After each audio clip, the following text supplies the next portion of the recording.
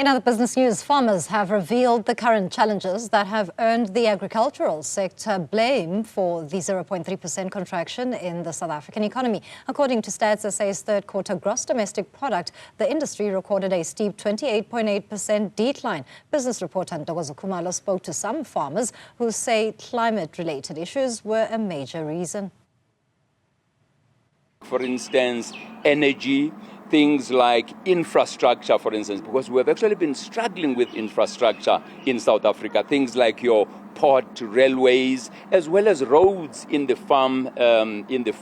farming towns, for instance. But also one of the issues, for instance, that I would really want to also indicate, that, sometimes if you do not have a correct, diagnosis of an illness, the prognosis may also be incorrect as well.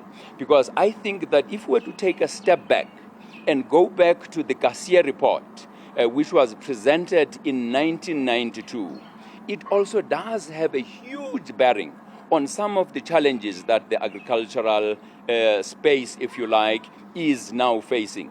Because as a result of that report, that Garcia report, we actually had to deregulate the agricultural industry.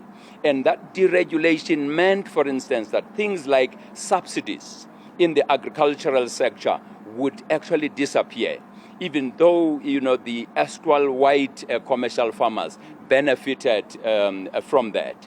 And there are things such as, for instance, the land bank, which is still there, established in 1912, which was supplemented or complemented by the credit boards that were there, or the credit council. And those, for instance, those structures were actually meant to benefit farmers who actually didn't have the collateral. Now, farming in the northwest, it is that maize field or maize belt, as you said, that's also really been hard hit according to the data out of Stats SA. But now there are questions also being raised around the quality of that data that we are getting out of Stats SA. How does that then affect the industry being able to really deal with these issues and these headwinds? You are 100%, Ntokozo.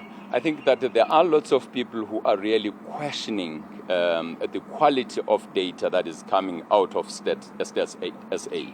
Now, obviously, it becomes very difficult then to say, well, if you do not have other alternative institutions that are probably supporting, if you like, the Stats SA, to say, well, actually, this is the data that we have. Of course, we do have organizations such as SAGIS and them. So, but I'm hoping that at least, as I was talking about the issue of the policy framework, that government does need to invest a lot of money on these issues, because if you are to plan, it's important that we also pay attention to the quality of the data that will be coming up. That is, if now government is to invest in that research and development, so that you have got quality data, as it were.